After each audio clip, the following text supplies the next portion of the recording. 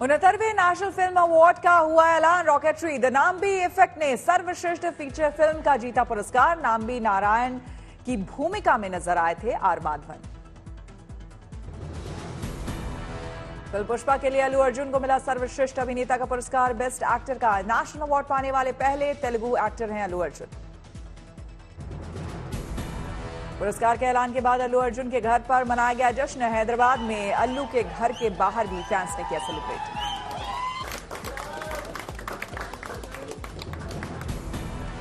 चर्चित film triple R को सर्वश्रेष्ठ लोकप्रिय फिल्म का अवार्ड, बेस्ट एक्शन, कोरियोग्राफी और स्पेशल इफेक्ट का अवार्ड भी ट्रिपल आर की झोली में।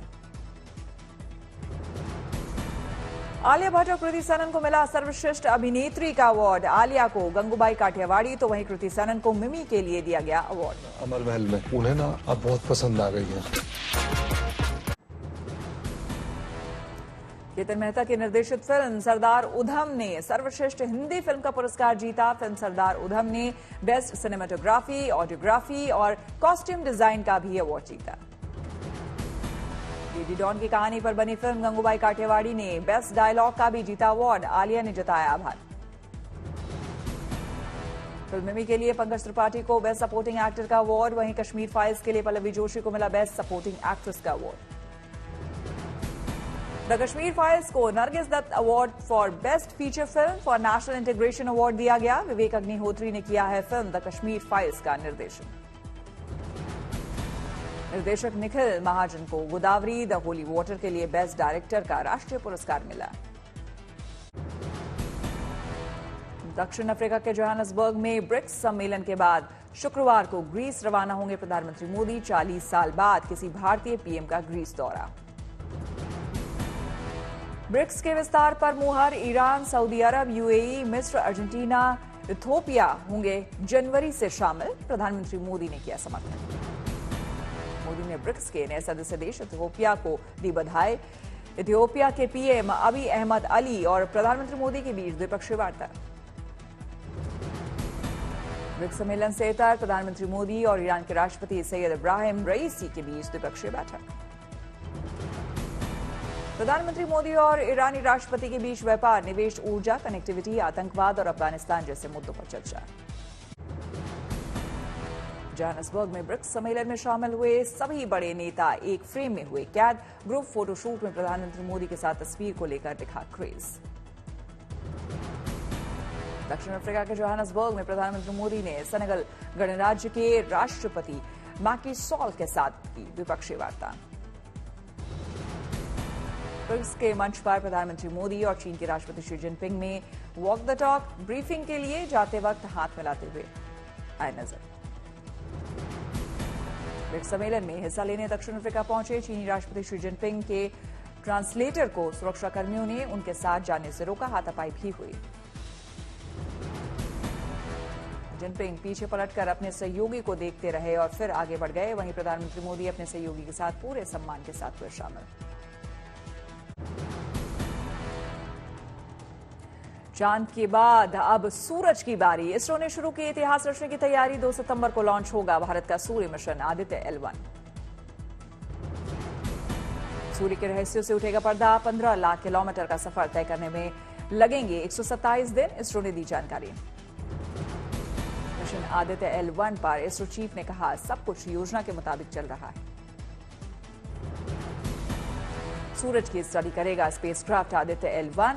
इसरो का अब तक का सबसे जटिल मिशन होगा। चांद पर पहुंचकर काम में जुटा रोवर प्रज्ञान निर्धारित वक्त में घूम घूम कर जुटाएगा पूरी जानकारी। सामने आई पहली तस्वीर। चंद्रमा की मिट्टी और चट्टानों की संरचना के बारे में जानकारी जुटाएगा रोवर। खनिज भंडार की करेगा तलाश। चंद्रयान 3 की सफल लैंडिंग पर वैज्ञानिकों को मिल रही देश भर से बधाइयां। 26 अगस्त को इसरो मुख्यालय जाएंगे प्रधानमंत्री मोदी। चंद्रयान 3 की कामयाबी के बाद क्रेडिट की होड़। बीजेपी ने प्रधानमंत्री के नेतृत्व को सराहा। सोनिया गांधी ने इसरो चीफ को लिखे चिट्ठी में नेहरू की उपलब्धियों का जिक्र किया। कांग्रेस महासचिव केसी वेणुगोपाल का बयान, शोध के लिए वैज्ञानिकों के बजट में हुई कटौती। सरकार इंजीनियरों को वेतन भी नहीं दे पा रही। बिहार के पूर्व डिप्टी सीएम और बीजेपी सांसद सुशील मोदी का बयान, मोदी सरकार अगर जरूरी पैसे और संसाधन उपलब्ध नहीं कराती तो नहीं मिलती इतनी बड़ी उपलब्धि। लद्दाख के करगिल में राहुल गांधी ने कहा, कांग्रेस इस साल सभी चारों राज्यों मध्य प्रदेश, राजस्थान, छत्तीसगढ़ और तेलंगाना में जीतेगी विधानसभा चुनाव। लद्दाख दौरे पर कांग्रेस सांसद राहुल गांधी का स्थानीय लोगों से संवाद, कई मुद्दों पर लोगों से राहुल ने जानी उनकी राय। लद्दाख में लाहौर से एक लड़के ने गिराई स्थानीय समस्या, राहुल बोले, आपने तो बीजेपी के सांसद को चुना है। लड़का बोला, क्या करे, हो गई गलती से मिस्टेक। विपक्षी गठबंधन इंडिया की मुंबई में 31 अगस्त और 1 सितंबर को होने वाली बैठक के लिए रणनीति तैयार, लोकसभा चुनाव के लिए सीट बंटवारे के फॉर्मूले पर होगी चर्चा। महाराष्ट्र के बारामती में शरद पवार ने बेटी सुप्रिया सूले के साथ किया लोकसभा क्षेत्र का दौरा, किसानों ने फूलों की बारिश कर किया पवार का स्वागत। पूर्व प्रधानमंत्री नरसिम्हा राव पर मणिशंकर अय्यर के बयान पर बीजेपी का पलटवार, संबित पात्रा बोले, गांधी परिवार के मुकुट मणि हैं अय्यर। संबित पात्रा ने कहा, गांधी परिवार के बाहर का अगर कोई पीएम बन जाए तो उसे कोई स्वीकार नहीं कर पाता, इसलिए नरसिम्हा राव को बीजेपी का पीएम बता रहे अय्यर। जेडीयू विधायक गोपाल मंडल का बयान, तेजस्वी यादव को बनाना चाहिए बिहार का मुख्यमंत्री। भारतीय कुश्ती संघ को बड़ा झटका, चुनाव न कराने की वजह से यूनाइटेड वर्ल्ड रेसलिंग फेडरेशन की सदस्यता की सस्पेंड। संघ के निलंबन पर बोले योगेश्वर दत्त, हमारे पहलवानों को देश के लिए खेलने का नहीं मिलेगा मौका, हमारी कोशिश रहेगी जल्द निकले समाधान। यूपी कांग्रेस के नए अध्यक्ष अजय राय 100 गाड़ियों के काफिले के साथ पहुंचे वाराणसी से लखनऊ, संभाला पदभार। उत्तर प्रदेश कांग्रेस अध्यक्ष अजय राय ने स्मृति ईरानी को दी चुनौती, कहा, हिम्मत है तो 2024 में भी अमेठी से लड़कर दिखाए चुनाव। रेलवे स्टेशन के अंदर तक कार ले जाने को लेकर यूपी सरकार में मंत्री धर्मपाल सिंह की सफाई, बोले, ज्यादा बारिश की वजह से ले गए थे कार।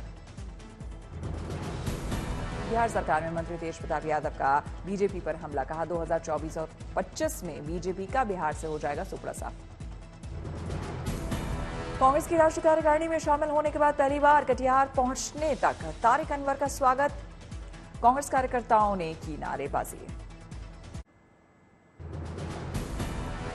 उदयपुर पहुंचे राजस्थान कांग्रेस प्रभारी सुखजिंदर सिंह रंधावा, एयरपोर्ट पर कार्यकर्ताओं ने किया स्वागत। उदयपुर दौरे पर गए केंद्रीय मंत्री प्रहलाद जोशी ने कांग्रेस पर कसा तंज, कहा, राजस्थान छत्तीसगढ़ सरकार की आपस में नहीं बन रही। छत्तीसगढ़ के सीएम भूपेश बघेल का बीजेपी पर आरोप, इनकम टैक्स और ईडी के जरिए कांग्रेस नेताओं को दबाने की कोशिश कर रही बीजेपी। भूपेश बघेल का अरविंद केजरीवाल पर हमला, केजरीवाल खबरों में बने रहने के लिए करते हैं बयानबाजी, बोले, इंडिया गठबंधन 2024 के लिए हुआ है, विधानसभा चुनाव के लिए नहीं। भगवान कृष्ण की जन्मभूमि मथुरा का कायाकल्प करेगी बीजेपी, यूपी सरकार ने हरियाली बढ़ाने के लिए बनाई परियोजना की अर्जी सुप्रीम कोर्ट में लगाई।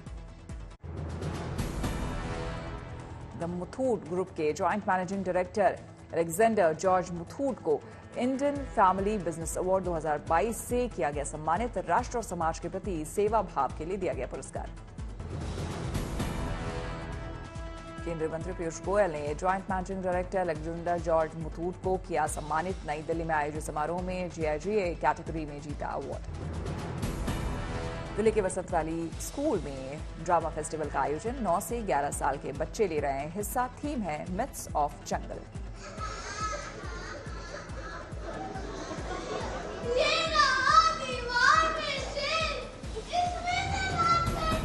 ड्रामा फेस्टिवल में दिल्ली एनसीआर के 12 स्कूल शामिल, 3 दिन तक का आयोजन।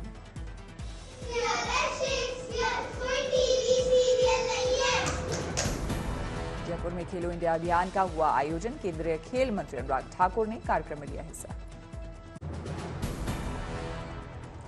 फिडे वर्ल्ड कप के फाइनल में भारतीय खिलाड़ी रमेश बाबू प्रज्ञानंदा ने विश्व के नंबर 1 खिलाड़ी नॉर्वे के मैग्नस कार्लसन को दी कड़ी टक्कर, 2 गेम ड्रॉ कराने के बाद टाई ब्रेकर में हारे प्रज्ञानंदा।